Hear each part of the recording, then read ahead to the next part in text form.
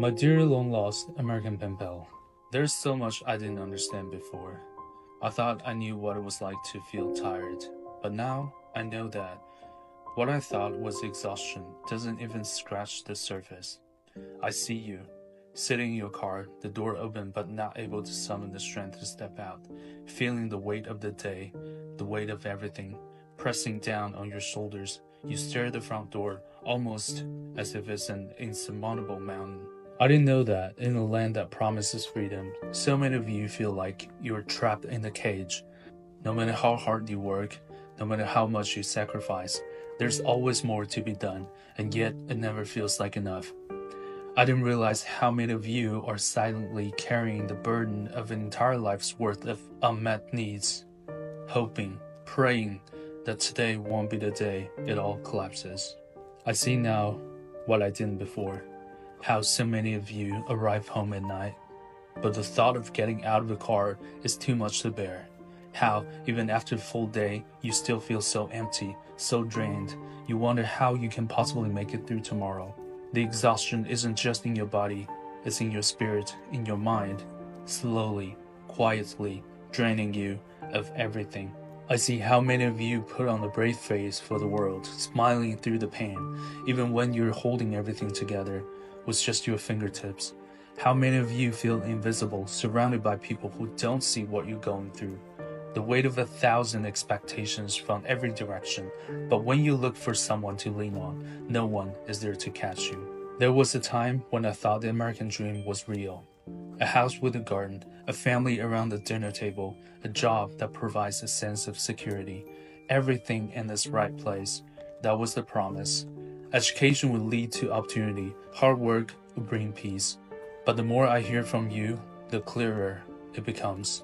It's all a lie.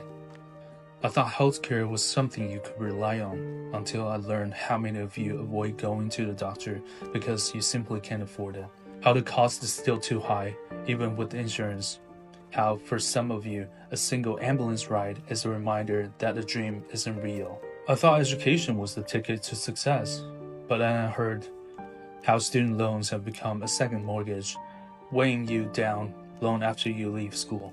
How a degree, once the golden ticket to opportunity, is now a lifetime sentence of debt.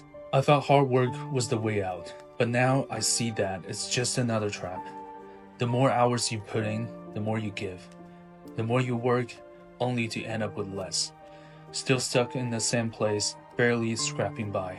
I read your stories, and I hear the same things over and over again. How many of you work 2 jobs, sometimes 3, just to stay afloat?